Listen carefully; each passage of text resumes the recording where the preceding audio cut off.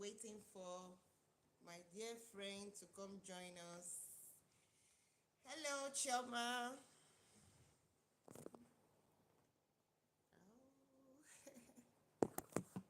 Very good. Woo! Finally. Praise the Lord, somebody. Everybody, praise the Lord. Not that serious. It's Hi, not that Mother. heavy. Praise the Lord. Jesus Christ. What happened now? Hey. I've been unbelievable. It's just it's just the life is the and that is exactly what we're here to discuss. Mm-hmm. It's everything parenthood, career, Yeah. faith, it's the difficulty and the ability to manage all of these important bits. So Okay. honestly, it's Okay. yeah. Hi Rita, is Rita. it echoing? Yeah, Okay. what do we do? Is it echoing from your side also? Okay. But can you hear me? Can you hear me? Can you hear me? Yes, I can. Okay. I think my Rita, voice is actually echoing. is echoing, right? Okay. Let's just. I don't know what to do, but let's just go like that. Okay. Rita, is it echoing from your side too?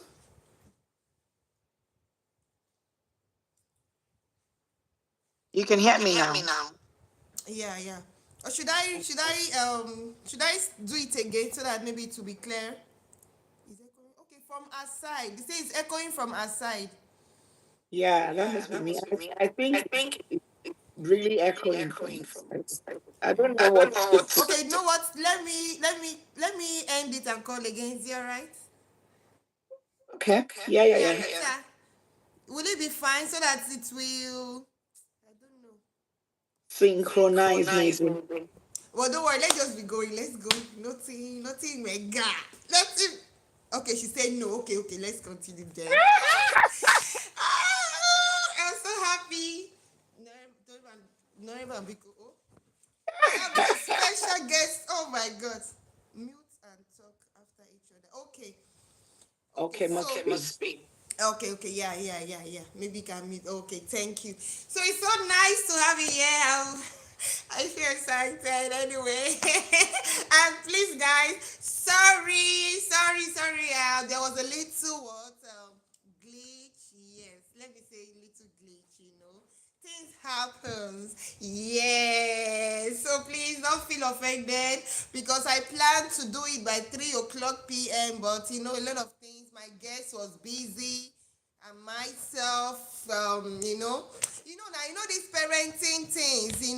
People are so busy. Yes, thank you, Rita. Thanks so much. People are so busy, so I understand. And my guest, I said, no, we must have this meeting today because oh my goodness. This girl, she's so much. She's full of wisdom.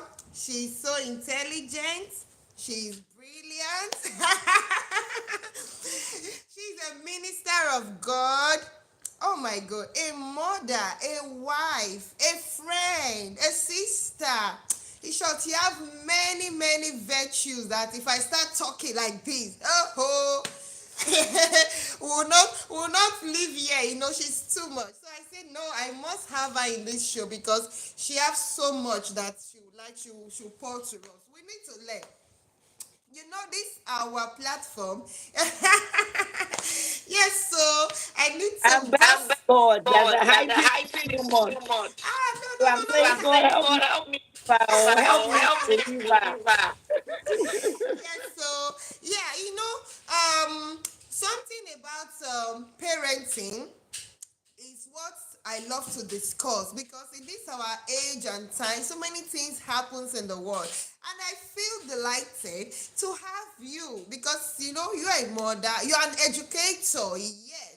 So I know you have so many experience, knowledge, ideas to share with us on this platform because I want people to learn. I want the orientation of our parenting in the 21st century to want to discuss many things concerning it. And let me not talk too much, okay, guys? If you're just joining me, this is Eva Moses, yes, your host, and I'm so happy to introduce my girlfriend, my sister, my colleague. Yes, I met this lady. Anyway, she is a what? A bookworm. Yes, she's a fellow what? Alumni of University of Hull. She's my colleague. Yeah, my classmate. Yes, we both did our master's program together as an educator. Yeah, so I said, oh, I must invite her. She needs to come, and I'm so grateful. Yeah, thank you. Yeah, Robert, Maurice Robert, thank you for joining. I'm so grateful to have you here. Thank you. Now let's begin our talk. Yeah. Are you excited to Yes, join us? I'm always hyping. Hey, I need to deliver. Yes, you need to deliver. Now I have so many questions that we need to talk about. We need to deliberate on, okay? But before we go into the main discussion, I will want us to know about our guest, okay? She's Mrs. Chioma. Yes. Yes. So I would like to ask her some things, okay? Before we go to our main discussion, we need to just have a chit chat. Yeah, to lighten up the mood. Yeah. So, how was your experience going back to study after some years, bagging your BSc and your experience in the University of Hull, UK? Yeah. So, how was it? Can you just give us a brief, explanation? Okay. Okay. I finished, I did my BSc 20 8, 2007, 2008. So I finished 2011. Oh, ah. And that's about another maybe 11 years Wow. before I had my master's. So that was my master's. So it was a generational, like a decade apart. Life had changed. I had moved on. Like a lot of things had settled. Yeah. I'd gotten married, I'd given birth, I'd, Oh, it's echoing again. yeah, Yes, my friends are saying it's echo. Okay, but can you hear us, Maureen? Can you hear us? uh, I'm sure they can. It's just that the output. Can you put and let's see if it's going to Okay, improve? maybe okay. Let's see. Is it better? It's better now. Is it? I think the echo has gone. Can we get thumbs up if the echo has gone? I think it sounds better. Okay. Thank you, Mars. Thank you. So I think that's the trick. So once one of us is talking, the other mutes. Okay, so yeah, it was a major time gap. A lot of things had changed. A lot of things, and when I say a lot of things, I mean like the expectations, the more responsibility had been added. From 2011. Back then in Nigeria, I started a little school, so I wasn't all together. And when I say a little school, don't be like, ah, this one is up there, up there. I just turned my house to a school. I just woke up and I turned my house into a school. I had a home school. But my major focus was I was looking at um, working with the children who were excluded from school. You would be so amazed how much market, how wide, how big that market is. Children who were stigmatized for maybe being the stubborn ones, having learning difficulties, the children on the spectrum, you know, who had learning needs. So and they needed the one to one that the schools could not really afford to provide. So that was my gap. That was my what I was doing. And I just used my living room, and as funny as it was, I had about 10 to 15 kids. The thing is, I'd had my daughter then, so I just named it after her. He said it as like a joke, but I'd always been an educator. I've always been passionate about this thing. And I think that was where the whole inspiration to go full time, go for a master's in this, but it was a dilemma, because then I had to leave what was already working. I had to leave my comfort zone. I had to leave a business that was precious, because it had started to pay, it had started to yield, and then I had to leave that to go into the unknown world. Yeah, everyone was like, "Oh, your dreams are fancy. You're going to the UK," but it wasn't all that fancy in experience, Eventually, it was challenging, especially with the whole cultural shock, especially with the learning style. The learning style back then in Nigeria was a complete difference, with the learning style in England. You can't come there and say I'm intelligent, I know what to do, and it had to just we had to come with open minds. We had to learn the system. We had to do things the way they wanted things to be done. All the research topics, and everything was self done. It wasn't like, okay, your teacher will tell you the answers. No, you had to go and find them for yourself, and you had to prove yourself. So the entire, luckily, I traveled alone. My daughter was like 2, but they joined me after 6 months, my husband and my daughter. So it was a bit easier, in the sense that I didn't have the initial pressure of childcare and education, but it was also hard emotionally, because I was separated from my family. So I had to deal with that. How is she coping? She was in good hands, but being separated from a 2-year-old and your husband in a strange land, in a new land, and having to make finances work, make academic work, make everything work was a major, major one. So I hope I've not gone too far, too far off. Yeah, you've not gone too far, you know. Yeah, I love the intro. At least you've brought us back to. Just give me some minutes, okay, Tobina? Yes, you've brought us back to many years ago, 2011, when you finished your BSc. Anyway, it's similar to mine. I finished 2012, my BSc, and though I have the intention to further my education here to, but I was like, no, no, no, no, for now, let me just go and hustle, work, and, but it was, yeah, but it was in my mind, actually, but thank God I still, you know, fulfill that dream, that promise. So, um, from what you've discussed now, I think there's something I want to bring out from your discussion. Now, after many years back, you still have the intention to pursue your career, your goal, your dream. So, is it applicable to mothers that want to further their dream, their career? That do you think mothers or motherhood should go in line with in fulfilling dreams of doing what you love, like going for your career, your dreams, your goals in life, or motherhood should just end in the kitchen, as they used to say. Yeah. So tell us more, because I want us to be so open, to be real, to be honest. Like, because some mothers feel like, no, I've given birth, I cannot go back to school, I cannot pursue my career, my dreams. Maybe my children will do it. Now people will say it. My children will do it for me. Don't worry. Let me just stop here. So do you think it's something worth it? Because now look at the stress you pass through.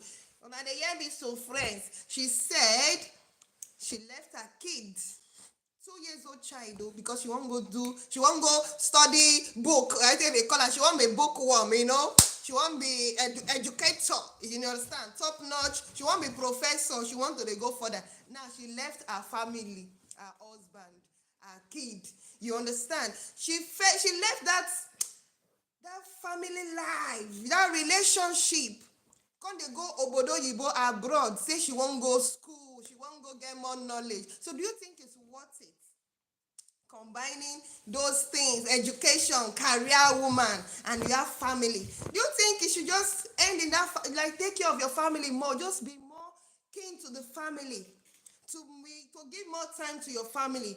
Or Can I combine the two? Or do you think the career thing for women is necessary? Please throw light, because I know a lot of people are watching so they can learn if it is something that is worth it or not worth it. So just give us your, All right. All right. Okay. Okay. Can you Can you mute? Can mute? I Can so I I so can I can speak? speak? Yeah. Thank you.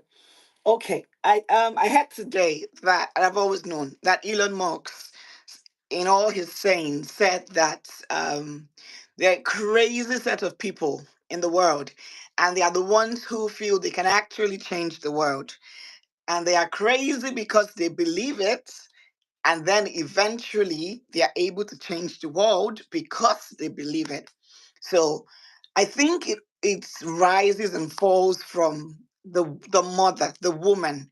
What does she really believe? What's her dream? I was gonna say it has to do with what she wants and maybe a supporting partner, but I think some women are very, I don't want to say unlucky, but some women may not have the support of their partner, so that already is a limiting force that already puts a cap to their achievements. And my heart goes out to them. I'm not going to say now, oh, um you have to do it this way. There isn't any formula, because I don't think they chose where they are. But if you have the chance, some people have given birth to maybe children. Because of my experience and my field, I've seen mothers who have had to pause on their career because of the children they had. Some had challenging children that they had to focus on. I've dealt with parents who had to give up their career because their children needed more attention, more support. Even some had to relocate just to support them. And there were women who had their dreams, their career, and all of that.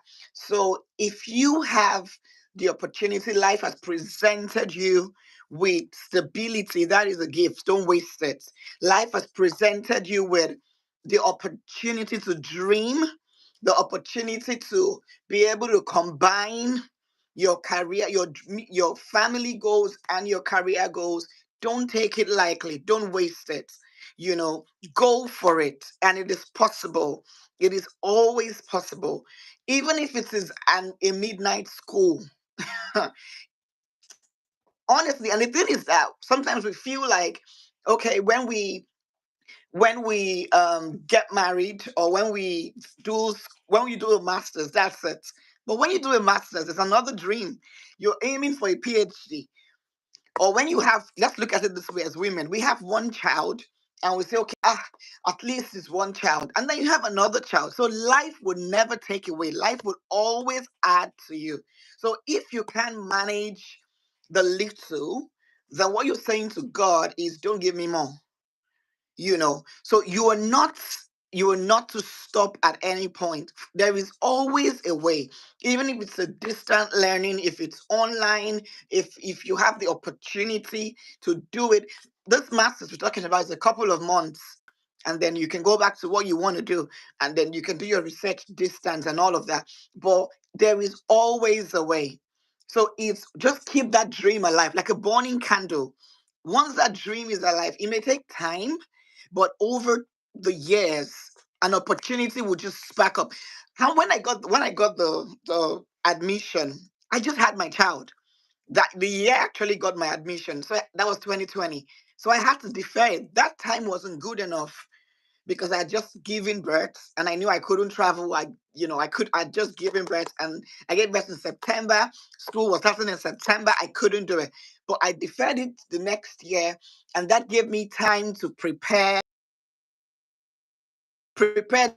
not just prepare emotionally, plan for my family, plan for. So it's all about you want, the height you want to get to, then you can start putting plan in place. Because anything you just dream and you don't, the proof of a man's desire is his pursuit, is what you go after. That is the proof. You can say, oh, I really want to be rich. I really want to be influential. I really want to matter. But if you're not pursuing that dream, you don't really want it. The proof of what you really want is what you pursue. Okay? So you need to dream it. Yes. Like I said, once life has given you that opportunity, you have things a bit comfortable to be able to accommodate that dream. Like I said, some people do not have. So once you have that gift of life, you have that gift of stability, you have that gift of time. People can take money from you, but you can make money again. But someone who took yesterday, someone who takes your time, has robbed you of the greatest gift, because you are never ever going to get that time again. You're never ever going to be this age you are now again. But if someone takes 10,000, you can make it back. If someone takes 1 million, give it time, you can make it back. But if someone takes your time, they've really robbed you. Okay, so that time is golden. And our youth, now that we are young, this is the time to dream. Don't leave it for when your waist has bent, your let me not go deep, but this is the time to dream. This is the time to actually do things. And the truth is that the things we do are not just for us. The things we do are an inspiration to our children. I remember even when I was in England, and I've always been a theater person. I love stage, I love drama. So I've done some professional jobs in England as well. So at one point when I was doing it, my daughter had to come and watch me. One of my colleagues on stage said to me, "This is actually a gift you're giving to your daughter. That she knows that even though mommy is doing a job, even though mommy is a mommy at home, she can actually follow her dreams. She can actually do what she wants to do. So when she grows up, she's going to see that there are no impossibilities. She's going to see that she can become what she wants. So that is also a gift you're giving to your children. Following your dreams is actually you empowering them to believe that they can do what they want to do, is that they can become whatever they want to become. So the time to do it is now. Don't let anything stop you or dissuade you. Once that dream is alive, start planning. Start planning. Sometimes you think it's impossible. When you start planning, you would see that everything is actually available. The reason we call provision is support for vision. Pro means support, and vision means the goal. So if there is no vision, it's not going to be support. Provision means support for vision. So once you have a vision, you have a goal, support will come. All right. Whoa! Hey, this talk is on point. This lady is on fire. Hey, she is giving us like this, giving us the cocoa. Abego, if you are online, are you listening to what she's saying? Very, very, very important. Very key. Nice. She said what? If you have your what? If you have your goals, your vision, your dream, let your vision what lead you. Sure, that pro is what? How did she put it? The pro is like there is a support, there is Support. means, there is avenue, there is everything to pursue that dream, that vision. I love it. I short, eh? I'm learning. You see, I have my pen. So if you are watching, have your pen so you be listening. You understand, right? Another thing I'm taking again. She said, your kids, they are watching you. Yes, you are giving them that dream, that belief that they can do it. Because sometimes I get overwhelmed. Yes, I get overwhelmed. I feel like all those things, like, it's too much. Imagine you combining everything together. You doing the school things, you managing the home, you working, taking care of kids, getting pregnant, going to maternity, labor, you deliver, you do. So, like, it's too much. And a lot of women, they feel so overwhelmed, like, no, I cannot manage it. I need to say, career is over, my children can continue. But right now, she says, if you have that dream, if you know this is what you want, just go for it. So, if I can ask you, how can you manage all these things together? Yeah, just something briefly, so that, because now you are telling us not to give up. We should just pursue that dream, that gift, that purpose which God has what bestowed on us. In your understand, this is what we are born for. This is who we are. This is why we are in the world. Now, how can we manage it? If you can just give us a brief, knowledge on that, Okay. please. Okay. Yeah. All right. Before I came to England, I thought I didn't have time. I thought that, oh, I was busy. But when I came to England, I saw that I was busy, but I had time. So when things are important, you find time. When things are not important, you find an excuse. You say, oh, it cannot work. I don't even have time for it. Nobody even supported me. I don't even have money. Think about it. Has there been anything you really, really, from your chest, really, really wanted to do that you didn't have time to do it? So there's nothing. So when things are important, you make them happen. And the only thing is about the secret is about managing that thing they say time management. It looks like a big word. It's about managing your time. At the moment, I work two jobs. Still, I'm doing a course for a management course. Still, I'm still a mom. Still, I'm doing theater. Like I said, I do my theater thing. Still, I run Bedtime with Jesus. That's a virtual, free virtual Bible study for kids every Friday. It's free. The link is available if you want. Still, I'm still a wife. So, like I said, life will never take away. It will keep adding. The more you grow, the more. Very soon, if you have a child, next thing you have another one. If you want to have more, even if you don't want to have more, after a while, you become a grandma. You will never reduce. Responsibilities will never reduce.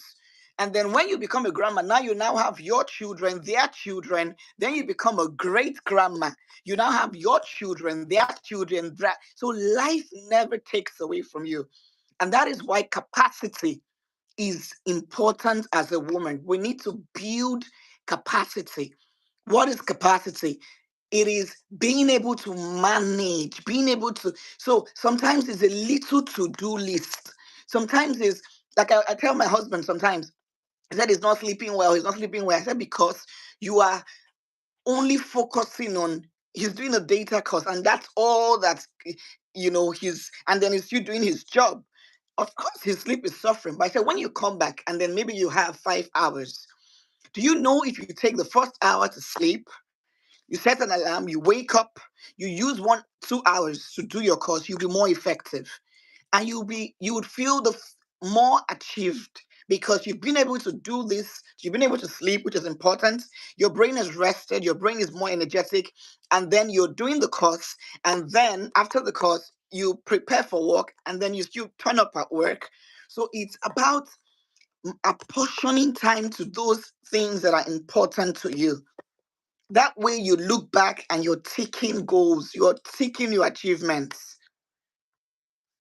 Thank you. Wow, this is so. Oh my gosh! See, I am learning, and I believe you all are learning. In short, I'm so encouraged now with what you're saying. Seriously. So that means I should keep dreaming. I should keep aiming to the top, No wahala. You know, the ginger, because sometimes I feel like, no, I cannot have more body. Give me one. I need to stop this level that I am now. You understand? Maybe my children can continue, but no.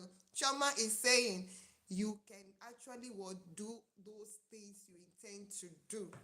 The important thing is what? Map out those things that are more important in your life. You understand? And there will be time. You will create that time. Because there is no time at all in this world, though. No time. Yes, no time. But those things that are important, when you create that time, time will come for it. Anyway, I pray God will give us the strength. Yes, yeah. We'll keep pursuing our dream, our purpose. Yes. I'm so inspired. That's love. That's a great one. Thank you, Choma. Yes, I will not give up. So, mothers, if you are here, if you know you want to pursue that dream, you see how many things she's doing. Oh my goodness, you be jack of all trade, though. Theater woman. She's doing a course again, management course. She's working two jobs, so she's doing an online program for children. Yeah, bedtime. Then she has this group, this Bible story group for children every Friday. If you want your kids to be, to know more about Jesus, to know more about God's love and all that, she runs that program every Friday. So Don't worry, before she goes, she will talk more about that, okay? So in case you're interested, because my kids are, part of the program, so it's nice. Anyway, thank you so much. Yes, we've made the beginning of this discussion very impactful and a bit light before we go enter the main cocoa, the main discussion of the day. But before I take you to the main discussion of the day, just tell me briefly about the cultural shock when you came to England to school. Yeah, how was it? That was school life, meeting new people, the management of the university, classmates, trying to go overseas to learn. How was it, just very brief. How was it? So, in case people want to go abroad to study, would they find it so devastating? Would they find it so sad that they are leaving? They're supposed to do it in their home country when they are used to the I think all about it in the country there back in Nigeria or your own country. Like, just give us brief. How did you find it? Was it difficult? Was it something that you can manage? You can navigate your way. You can find it, easier. Just tell us, please. Yeah. The long and short of it is that abroad is not for the lazy. It's not for the weak. There is nobody here who is thriving and who is going to thrive that is that's going to be lazy, that's going to be laid back, that is going to be, it's really, really a hard job everywhere. School, like I said, is different. I was used to, or we were used to the Nigerian system way of teaching that they want to define culture. They will tell you what it is and tell you the different types and different forms. But here it was more or less like go and tell us, go and read these articles and come and tell you, that is the student, would come and teach us what culture means. And they would come and say, no answer is wrong. So it's just about different perspectives. It was just and so it made it, though it was good because it made you own your own learning. It made you responsible for what you actually, so when you say you've learned this, you've actually learned because you've researched, you've written about it, you've studied, you've deciphered, you've caught it everywhere. So it was it was really difficult, and then having to merge that with work, having to also merge that. Thank you very much, guys. I really see all your comments. It's beautiful. Having to merge that with work, because as well as the fact that you came to school, you had to make ends meet. You had bills to pay. The bills did not care whether you were a student. The bills did not care whether you had even paid your finished paying your school fees. So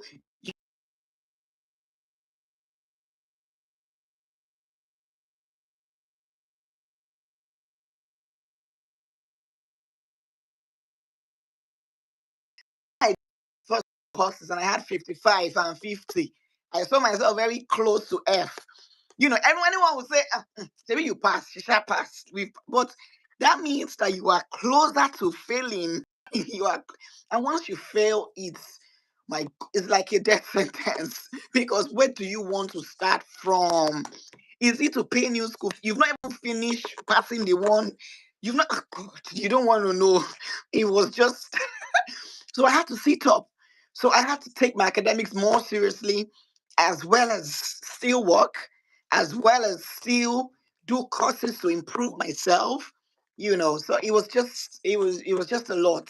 And this is a major, major change compared to the kind of life we have in Nigeria. We go to one job in Nigeria and come back, and then we're already crying, hey, I'm tired. Hey, bring juice, bring fufu for me, bring salad, I'm tired. But here, sometimes you're on a morning shift, you're on a night shift, you're traveling. I remember then when my family eventually came, they were in the south. I was in the north schooling because University of Hull is in the north. I'm talking 8, 9 hours. And most times I have to travel. So I had to merge that and working, and it was just a lot. And so I had to ask myself, that is stressful. But there's also the stress of choosing not to do it. I could have well said, I beg, I cannot kill myself. I not come this life to suffer. Do you understand? I could have chosen that, but I said to myself, which stress do I prefer? The stress of having my needs met, and this is for a while, or the stress of not doing that and suffering eventually, the result. So I said, I choose the stress of hard work. It's for a while I would do it. And I thank God for his grace that I was able to do it. And at that point, like I said, nothing stopped. I didn't stop being a wife. I didn't stop being a mom. Even as then my mom, my children, my child had joined, my family had joined me. I didn't stop being an employee. I didn't stop having a mom and a parent to check on. So life will always, always keep adding to you. Life never takes away. It's always going to get busier. So that's one thing you should ready your mind for. Prepare that things, life is going to keep adding. And that's the way to stay on top. That's the way to grow. If I'm going to matter, if I'm going to leave a graffiti on the sand of time, I should be prepared for more. I should build that resilience, that capacity for more every time. Thank you. Ho, ho, ho. Hey, hey, hey. Sister Chioma, oh, she came prepared. She came prepared. Hey, hey. I'm taking something home today. I'm really, really taking something home. She said what? Hey, prepare your mind. Life is gonna give you more. Life is gonna give you more. Don't feel like say, because you don't finish one. Okay, everything don't finish. You can rest. More is coming. Hey, Chioma, you're really hitting the nail on the head. No, no, I love this. I love those points. I love your inspiration. Sure, the ginger me. Sometimes I feel like I'm a strong lady, but I don't know that there are people that are stronger than me. No, no, seriously. There are people that, oh my goodness. That's why I said, I must bring you to this show. Come and share your own knowledge, your expertise, and everything. So thank you. Oh, thank you, Tobena. It's never gonna get easier. Yeah, yeah. Thank you. Thank you, Maurice. Thank you, Rita. Thank you everybody for this your beautiful words, comment. Yes. And I must attest to what she was saying. School days in the university, short, in our master's program, it wasn't easy. It's not something like back home in Nigeria. Hey, this one, you go and make your research by yourself. You go and do your thing. Nobody will come and be reading it for you like ABCO. I love their sister. I don't want to talk too much on that because it's gonna be too long. I don't want our viewers to get bored. But the truth of the matter is, doing your program in England, UK universities is amazing. In short, I had good experience. It was nice. It was nice. They had their lecture or their teaching system is great. They make you to be independent. You understand? You hold your learning. Yes. They'll not come and be doing it for you. Make your research. It's just everything was entirely different. The way I learned in Nigeria during my university days, my BSc days, it was different in my master's. Like this one, you are your own boss, you are your own tutor. You go and make your research. The only thing is that they'll come and check if you're correct or not. Like they will just see what you do, what you've done. If you are in the right track, they will guide you. But most of the time, you are the one. You are the owner of this your program. You are in charge. You are in charge. You understand? So they make you to be an expertise. Do you get me? Yeah, a professor. So it's beautiful. I don't want to talk too much about that, but it's an amazing experience. By God's grace, if there is time, she don dey ginger me. Maybe I can go further. Hey, hey, hey. She don dey ginger my dream. So by special grace of God, inshallah. I love it. Book the sweet. So my mothers, my sisters, my father, anyone watching, if you know you have your dream to pursue your goals, it might not really be education aspects or what. There are other things that one can learn. Yeah, there are other things you can learn. Tech, you can many things. Let me go tell you, but just know what you have passion in, what you love, what you like. There are many things to learn. I'm not gonna tell you what you go let you know. Check yourself, okay? Thank you so much, Shoma, for that. I really love it. Now let's go to the main discussion of the day. What is parenting like in the 21st century? Because you know why I'm asking this? Our 21st century day parenting is like the children are not like the parents. The children are so confident, no fears. They are very outspoken. They are very intelligent. They like, if you are not careful, they will be the one parenting you as a parent. So yes. So because I imagine when I was young, like doing my own sorry, Abi, how would I put it? Doing back then, when I was, yeah, the way we are so scared of our parents, the way we are so humble, obedient, calm, we are nervous. If they tell you, come on, sit down, you will sit, you will like, you don't have that guts or that city to start to ask, Mommy, why do you say I should sit down? Or why do you say I should do? But these days, children, hey, they are so like they can tell you, why are you saying I should do this? Why not that person? So I just want to know, why is it that there is a change? What is really going on? Yeah, let me. There is certainly a change, and that just explains the world. The world is not static. Even what they are seeing now is only a an example of how much is going to change in the coming years. Thank you, my darling Rita. It's an evolution. There is certainly a change.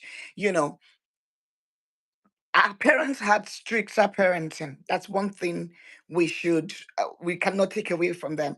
But now you see the evolution, you see the introduction of technology, you see sense of curiosity in the children of nowadays. All of those things is because the world is changing, the world is evolving. Children are being encouraged to ask questions, which has its pros and its cons. you know Children are being challenged to are even encouraged to challenge the status quo.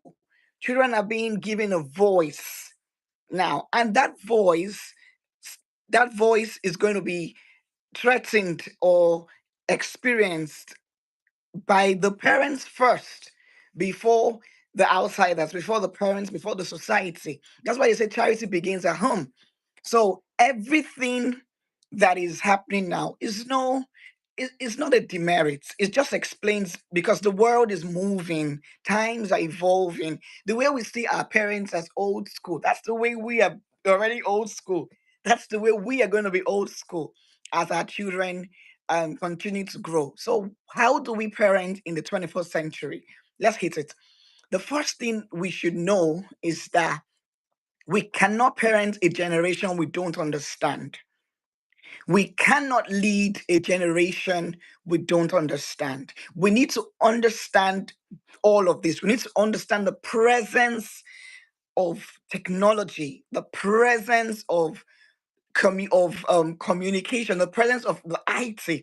We need to understand the species of children that we have now. We need to understand the times we're in.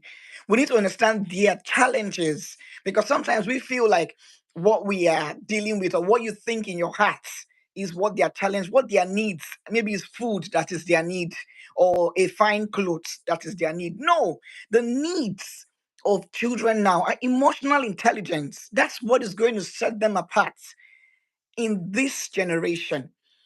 The first gift we can give to our children in this 21st century is not beautiful clothes, and all of those things are like the basic needs of man. The first need we can give to them is our presence, is and not just presence. Okay, I'm in the room.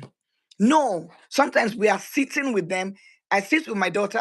I'm not a cartoon person. I'm not a to understand cartoon, but because I not to grow with cartoon. Me and Nigerian thing, you don't take.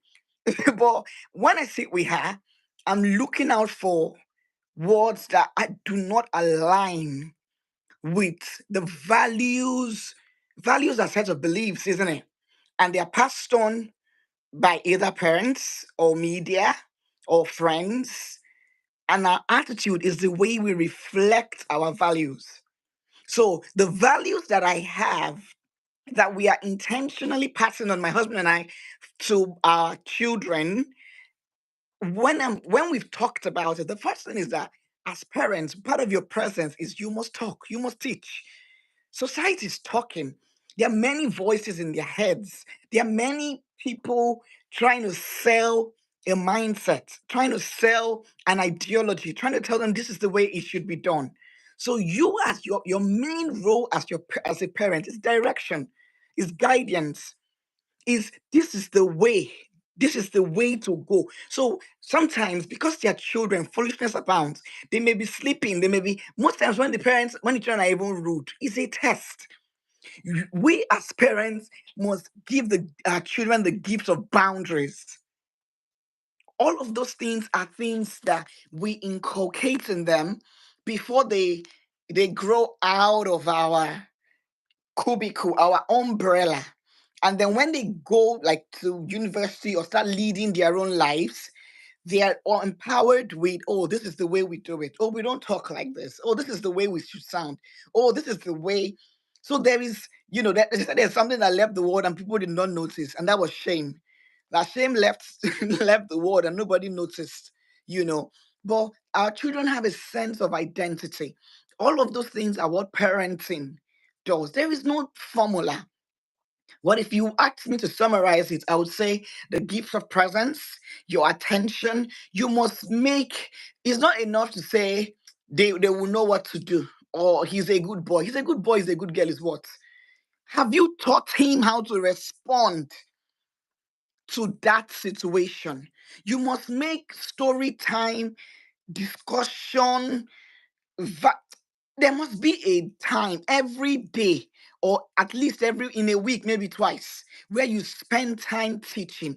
You can't expect of a child something you've not taught them. That is robbery, and that is wrong.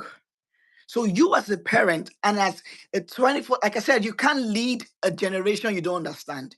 So you must understand what they are up against. You must understand the function of the media. The media is not here to joke. The media is here to train our kids. So sometimes if you can sit with them, but how much time do we have? Sometimes we give them the screens so that we can cook, so that we can put the washing, so that we can fold the clothes. So at least, even if it's once a week, my daughter is so funny. And I kind of feel like, have I overdone this thing that this guy is? I don't want her to pretend. So if she's watching and she hears, oh, I swear to you, she's changing it. Or if she's seeing someone saying, bam, bam, bam, yeah, she's changing it. And I'm like, okay, so some extreme ones, let's change.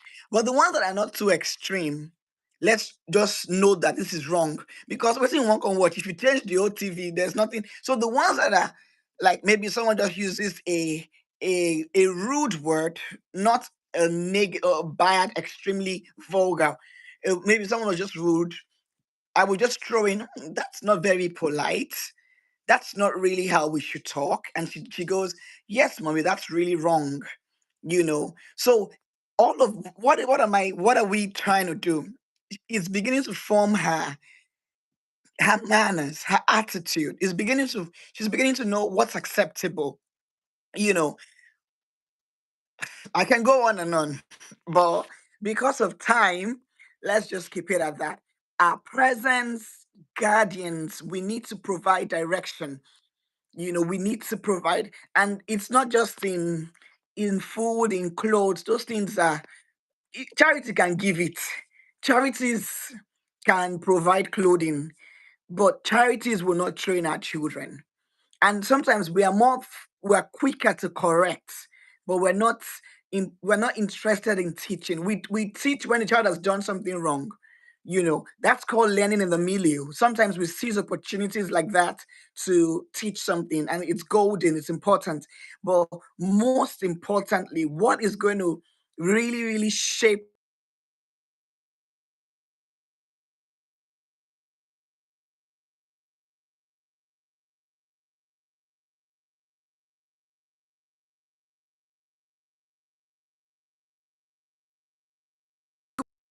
your story, life skills.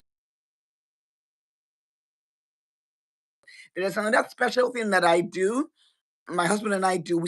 We declare words. We declare words. If you allow me, Bible, let's go scriptural. Psalm 72, I saw where David was blessing his son Solomon, even before he was anything, before he was a king, when he was still sure, and he was speaking. Go and look it up. He was saying the king of Sheba, the queen, the king and the queens will come from afar. This was even before Queen Sheba ever visited. He was telling him he will have dominion from sea to sea.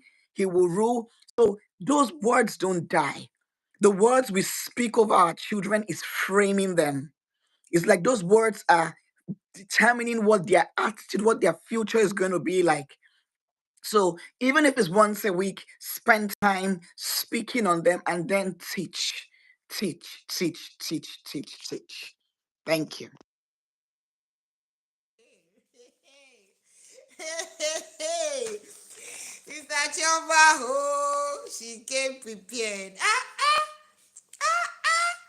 Look at that, she's just giving us all her knowledge, all the things we go fit learn as mama, as papa. Oh, oh my God, I don't know if anyone is writing some things or picking out some important things there. What will make a great difference in our 21st century parenting is the amount of time you pour out for your kids. Abi, the guidance, speaking well. At least I don't. At least they talk plenty. You understand? But if you can just take just little points, take one or two things from all what she has said. Time, presence, be there. I know that most of us we are so busy, we don't have that. Yeah, a lot of people are so busy, especially, yeah, thank you, Maurice. Especially what? Especially in this our abroad life, everybody won't get shift. You want to get many, you want to make money, pounds, billionaire. You want to, but people really have time. You understand? And that was why one of my videos I was talking about I'm letting go this money. Yes, you know, I decided to just go for Can like. I say this on that?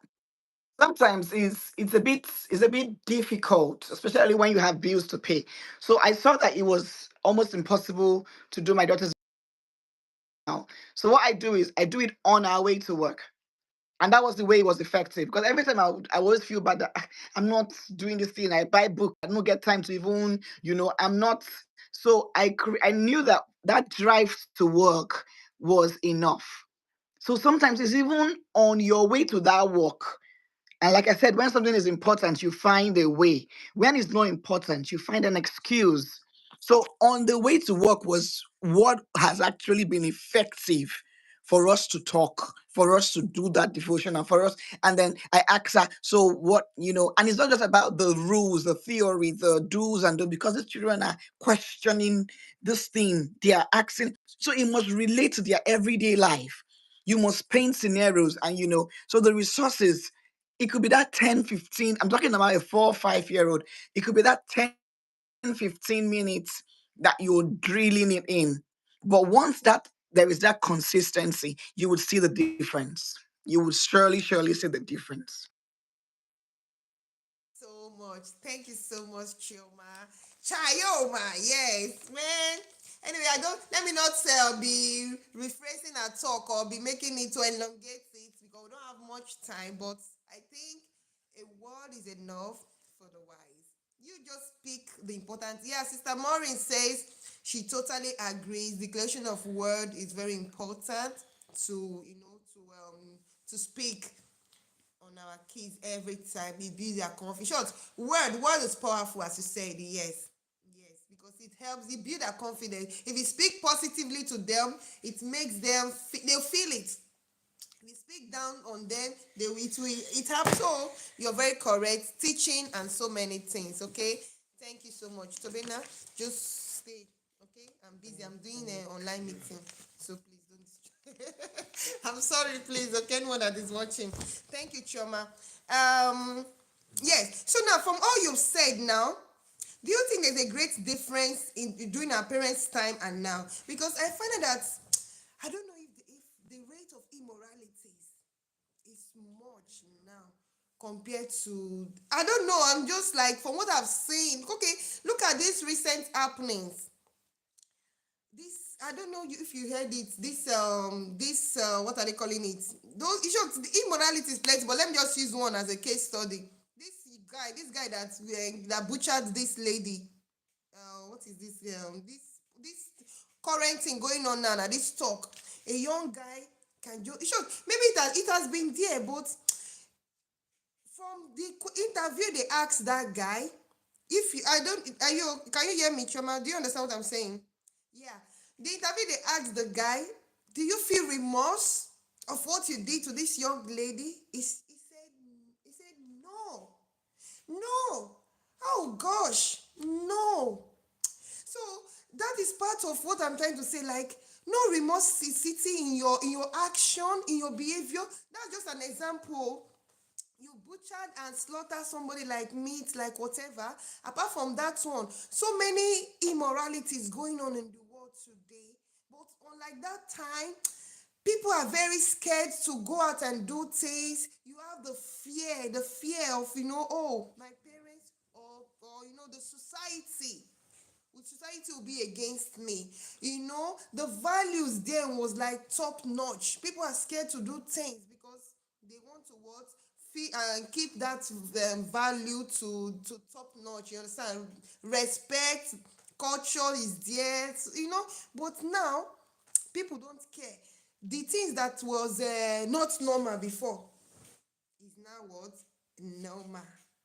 So I don't know. So do you think that during that time of our parents, or whatever, do you think it was great difference in raising kids compared to now? What can we do to make it better? Because even our kids are growing, we don't even know how their own generation will be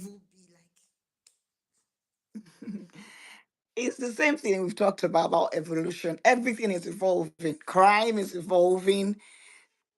Systems are evolving. Violence, negativity. Things that were a secret, things that were people were ashamed of, now is a thing of pride, and it explains that we're getting closer to the end time. The Bible says in the last days perilous times will come.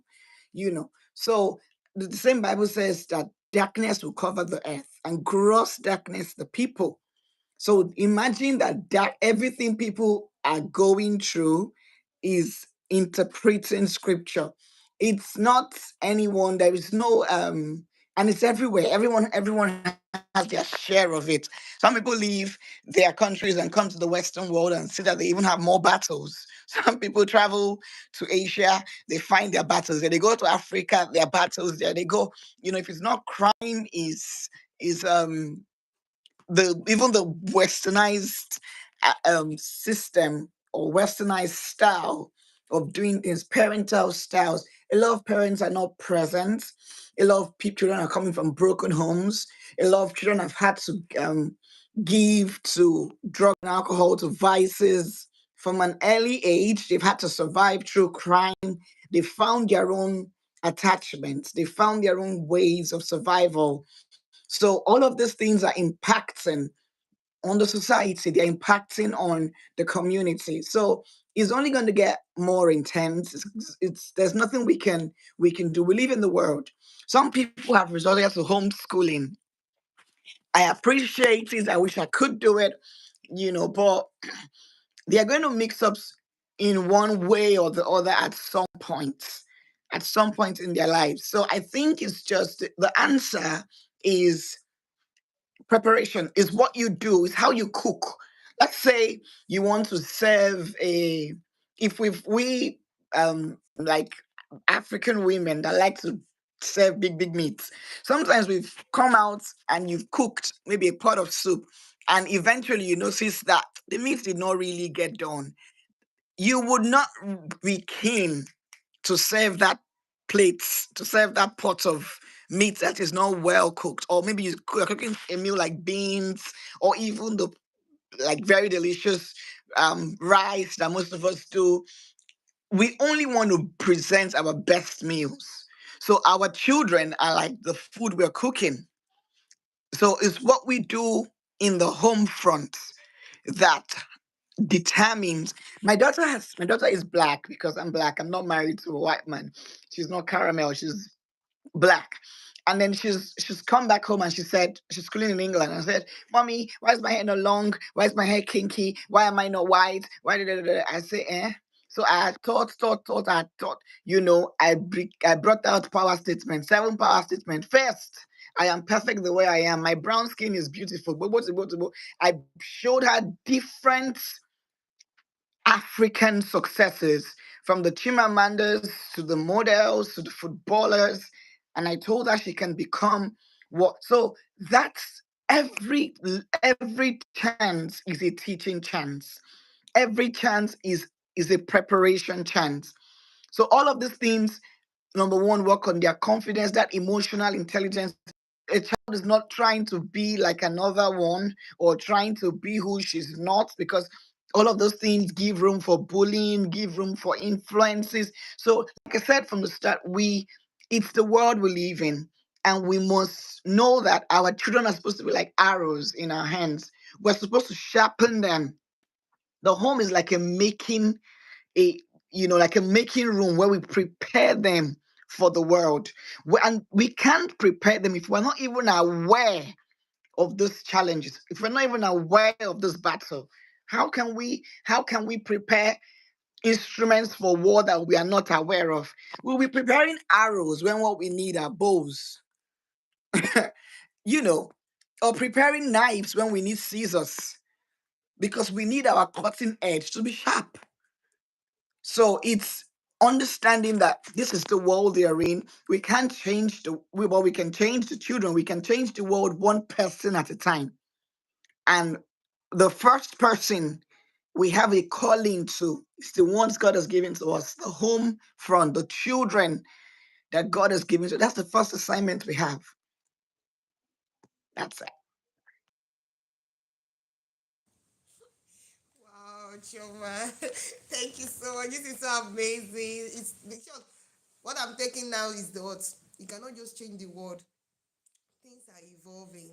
Things gonna happen. And as you said, let's go scriptural. It's sign of end time, like yes. Sure, it has been there, but it will not change. I think it will keep going and going. Yeah. So the most important thing is the one that God has assigned to you is your first assignment. Yes, yes, Maurice. The children is definitely yes. The sister Maurice is saying similar to me.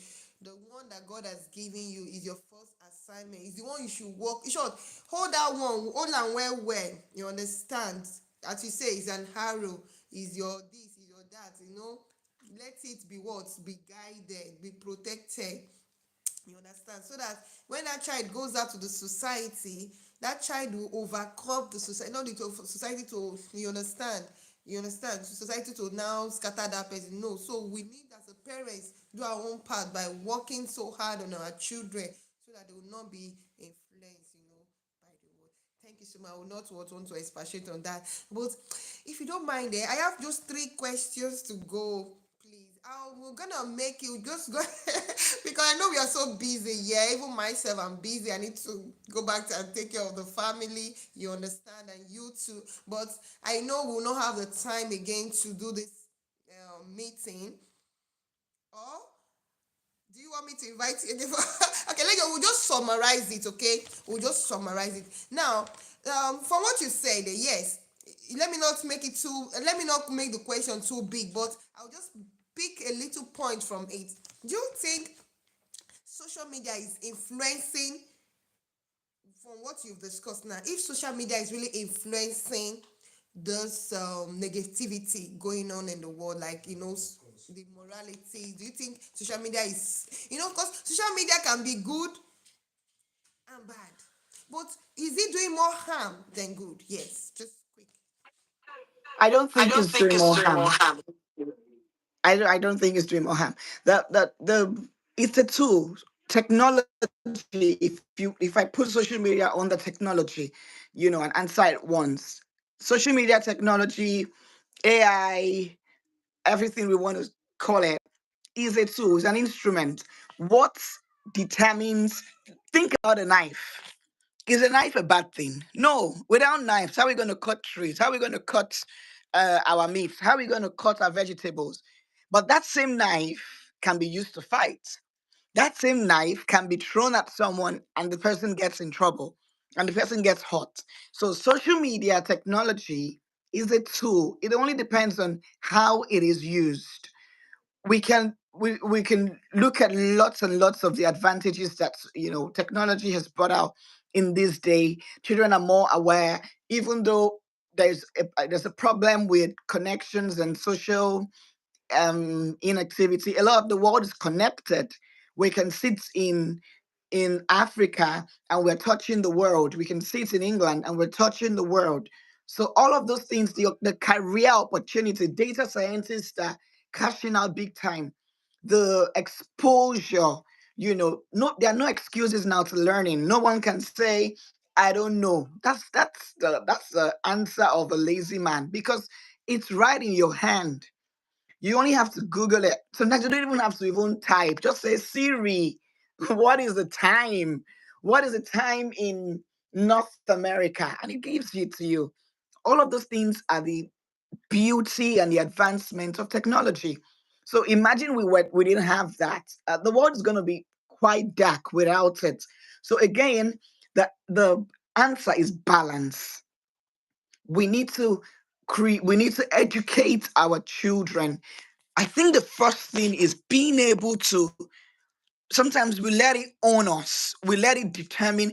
Children are so much on the tablets. Children are so much, as parents, it's important for us not to see that as an escapism. Sometimes we just give them the thing, and we're let it be. Let us give it to them when we need it. Like when we need to get stuff done. Because if they're not able to say no, that's the first problem. That means there is no regulation. So we need to regulate the how much they are dependent on screen, on this thing, how much they are drawn to it. Then we need to also now then talk to them about the sites they go, the exposure, because you see a lot of cyberbullying, you see a lot of um wrong exposures even for kids. Sometimes you're looking at something and nothing flags up. You're seeing, the wrong advert. So it's all about regulation. It's about balance. The same knife that is good for cutting and for repairing can also be harmful. So it's all about, just see technology, social media, see it as a tool. The question is, how do you use it? Do you use it for the child's development? And if you use it for the child's development, there should be a time when you should be able to say, can we turn this TV on? Screen time is enough, and the child is confident and is satisfied, even though they're not satisfied because they want more and more and more. But the child is not crying. The child can say, okay. And that also leads to our creativity, where we are able to say, okay, let's play, let's draw, let's do this, let's do that. Let the child explore. It's a tool. There isn't a demerit or a merit for it. It's a tool. How we use it is what's important. Thank you. Thank you.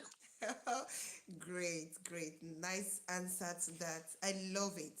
I love your answer because sometimes people feel like no, maybe it's just I have some parents that says no, they don't give their children screen at all. You understand? I mean, I was like, okay, that's good. It depends on your own choice, but balance is what matter. You understand? Because even my own self, I give my kids these things, but I regulate it.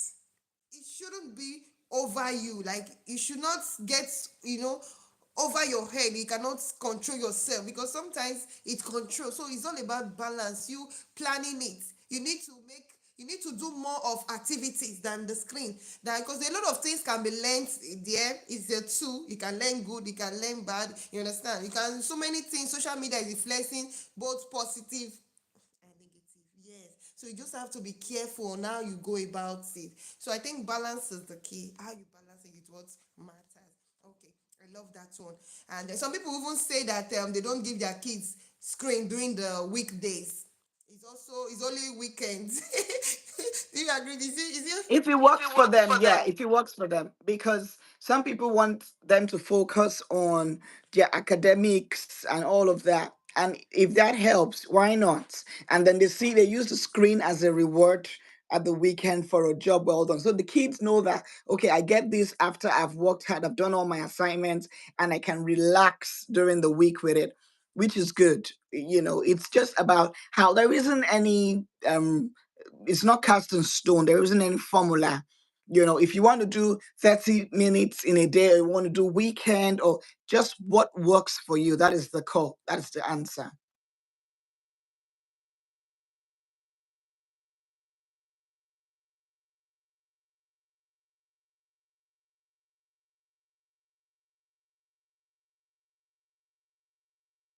Oh, sorry. Yeah, I said sometimes, as I said, you can also give during the weekdays too. You can say, okay, take 1 hour, 2 hours.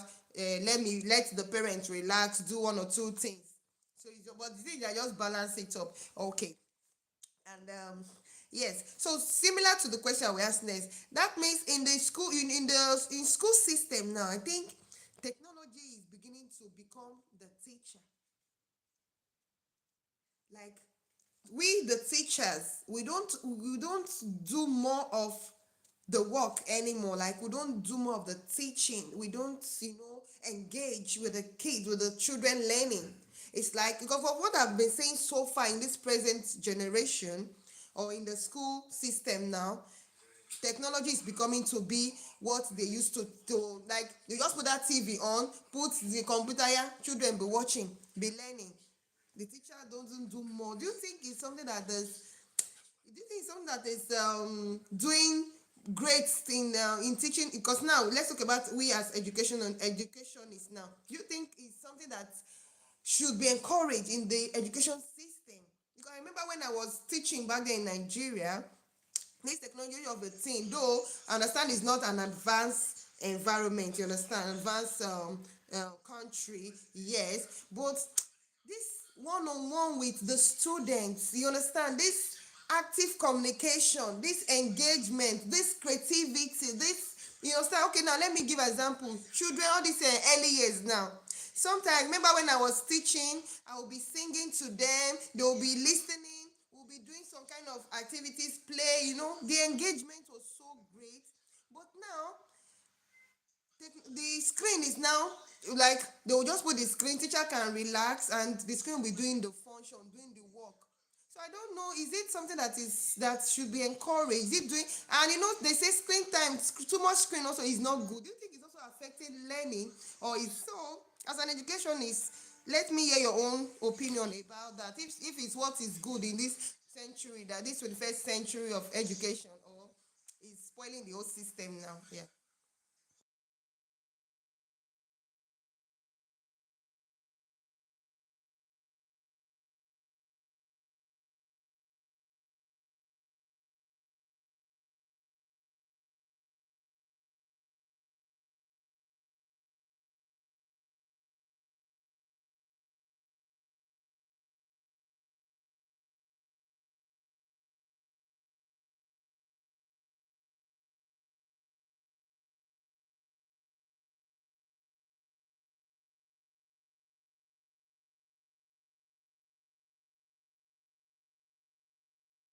In the benefits of technology. So if a song is going to play, if a video is going to be part of the teaching, if they're going to have to make or mold something, So it's all about regulation as well, not allowing it take over, not allowing it, because there are children who are not visual learners. And if that's all, they're just watching, watching, watching, watching, you're not going to learn anything. Some children are even distracted with it, are carried away with it. So it's about, and that also means that that system is faulty. And if you have the chance to speak up, my daughter is only in nursery, but there is no support key. I mean, teacher meeting I don't attend, even if it's for 10 minutes. Yes, because that is also them knowing that this person is present. So when something is not going right, your voice needs to go up as the parent to say, can we do it better this way? My child said that this, or I noticed that this. And once they know that you are actively involved in your child's life, I think there will be an improvement. One or two parents whose heads are really on their shoulders raise that, I think there certainly would be an improvement. So it really doesn't have much to do with the parents. It has much to do with the system or at the school. The educational system that is being employed, that is being used to teach. But is it important? Yes. Does it play a part in learning? Yes, it does. Wow, wow, wow, wow, wow, wow. That's so great. I think that's a good answer. So that means it doesn't really stop their, it doesn't bring down their learning, like it doesn't distract, because sometimes it can be a distraction, you know. But now you said it can also be an aid, also like a learning aid. It's also a good thing. Just that regulation, right? Regulation is what matters. In short, everything is all about balancing. Yeah, it can be introduced, and also sometimes the screen can be off in the classroom. Okay, children, let's do some physical things. Yes, let's do things with that. So everything is all about regulation. And do you think it's also good for special needs too? Special needs children, yeah. Yeah, Yeah, because because special needs only mean that they have special way of learning. They may not learn through the norm traditional method of learning. Their learning style would be different. Their learning style would be unique. So that's what it means. So yes, yes, yes, yes, yes, yes, yes, yes. I yes. I think think the the major major thing, thing. Yeah, or the sorry. The major major thing. thing. Sorry, because children with autism now, sometimes autism kind of character or behavior. They don't like noise. They don't like lightning. They don't like all these things that distract them. So sometimes I don't know if it is still good for all these technologies to be introduced to special needs. So let me hear from you, please.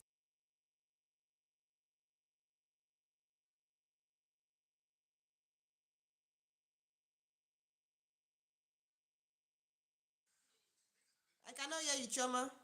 Oh, Oh, sorry. sorry. I've I've worked. worked. I've worked a lot with special needs, children with additional needs, and there's always been some form of media. It could be a song.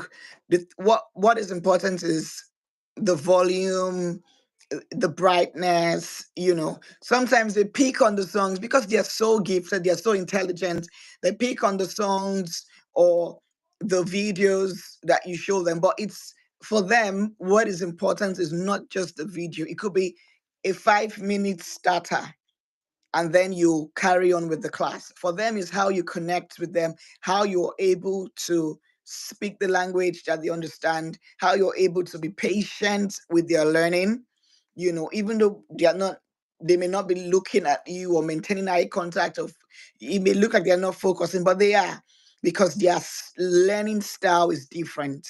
It's just about the patience and the different things. So some the same rules that apply to the children in the mainstream classroom also apply to them. Just that now you need to be a little more patient, a little more. So yes, it's the media, technology, videos, and as teaching aids are important also when dealing with them. But you also need to know the child, know if it's something they do not prefer, then there's no need to bring it in. Sometimes you sing the song with your mouth if that's what they prefer. If they prefer watching it, let them watch it. If they prefer drawing it, let them draw it. If they prefer making it, let them make it. That's it. Wow, this is so beautiful. This is a nice answer to the question. Thank you. Oh my goodness, I'm so happy. Woo-hoo.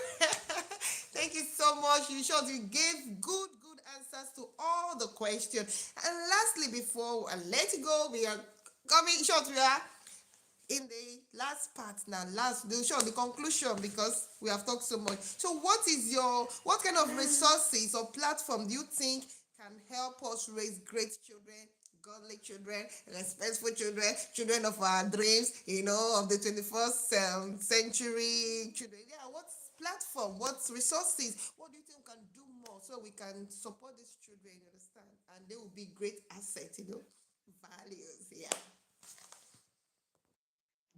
There isn't any one answer to that. There is no one size fits all. But it's majorly knowing your child, know their abilities, know their strengths, what they probably have a flair or a flavor for, and then that believe in themselves, making sure that they are confident. That confidence is the biggest thing. Once they win in their hearts, they will win in the world. It's just making sure that they believe they can fly. Anything to make sure that they know. When my daughter said they're going to school, I was intentional about the way she dressed, the food she took to school, you know. Yes. And then my husband would be like, every time she were walking up to school, everyone is like, you are so beautiful, your hair is so packed, this. I was going out of the way to do that because I wanted her to always think I'm the best. And then even at a young age, I started introducing academics. I started introducing. Some people were laughing. She's too small. She's only 3. You're already teaching her. Of course, because of where we were in England, children don't start to learn formally till about 4, 5. Don't stress her. Don't this. But I always wanted her to be on top.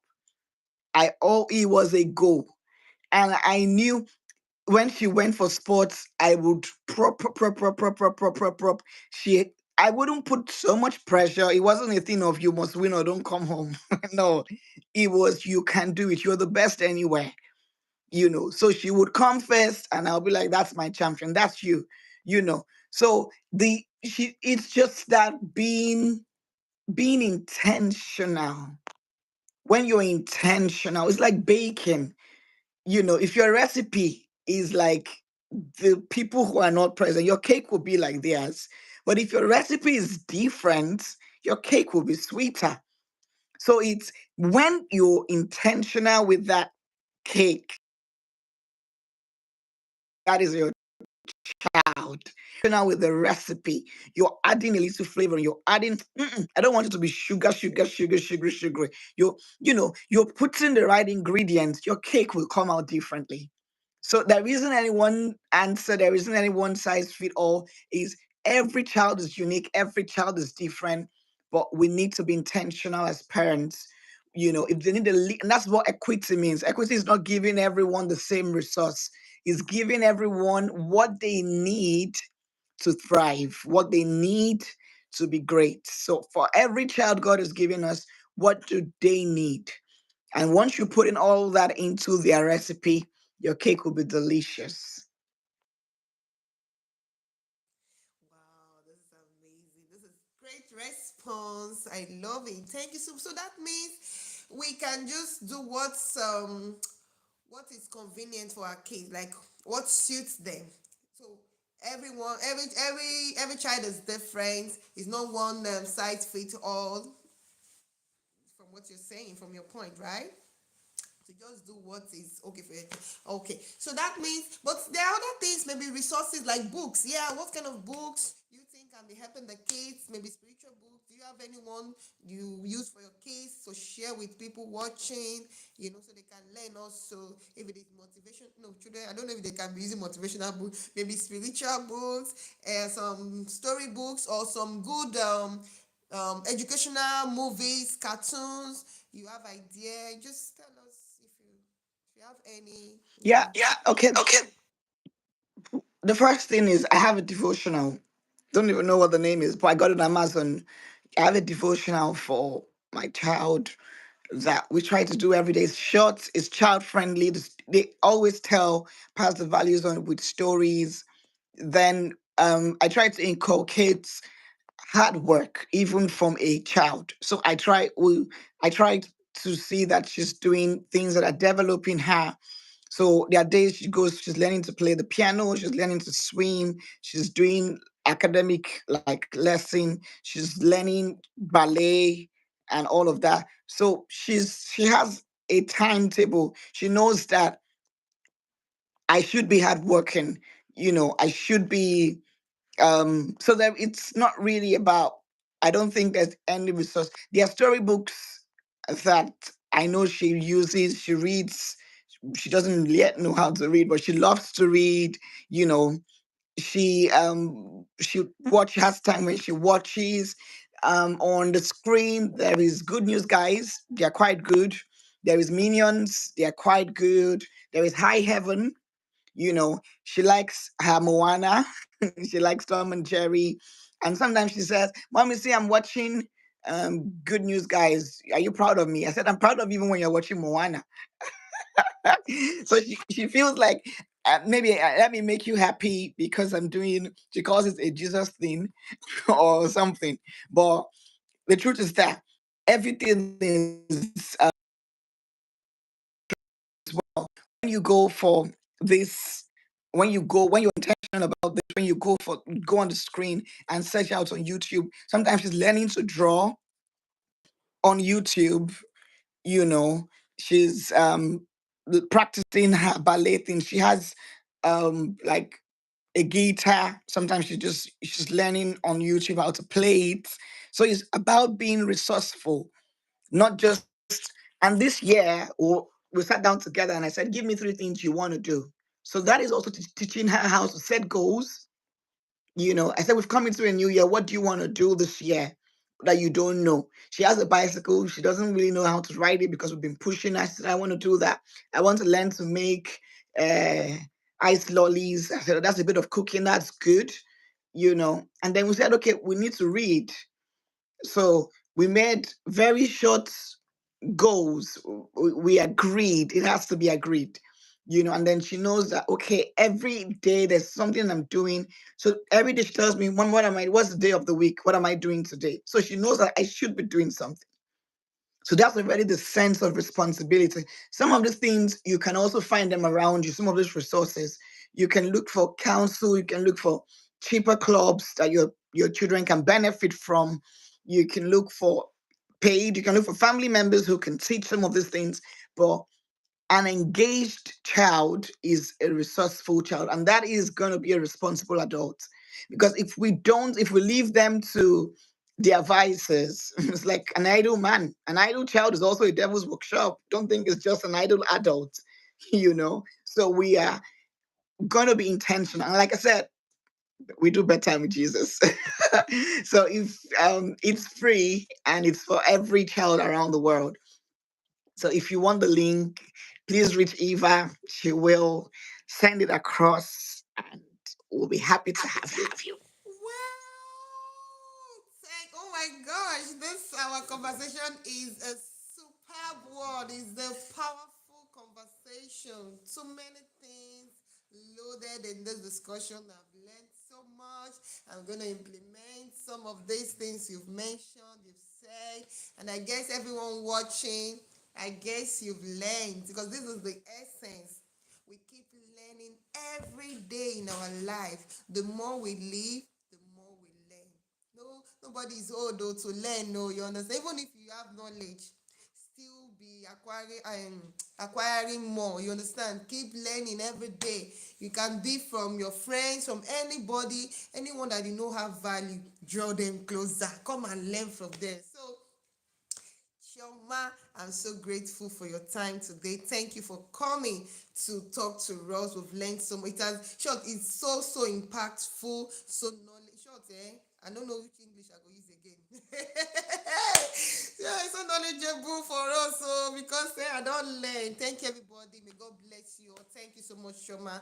Please, if you know you really want to make your children the best, yes, you want to put them in the right words ways of the Lord, you want to grow them from their early beginnings. Short, anything you want to do for your start, being intentional is the key. Yes. And now Sister Choma, she has a platform. Yes, it's bedtime with Jesus, okay? Every evening, every Friday evening, and she's on all social media platform. You can so when we go to Google, when we type better with Jesus in any of those platforms, we'll see some videos or how do,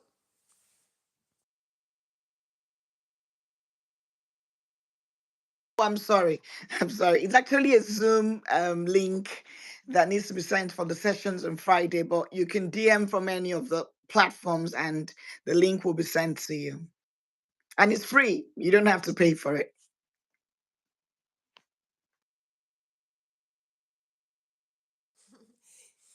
Yeah, when you go to the platform on that Friday evening, just DM, right? That No, you even No, even before before then. then. Okay, Even before then.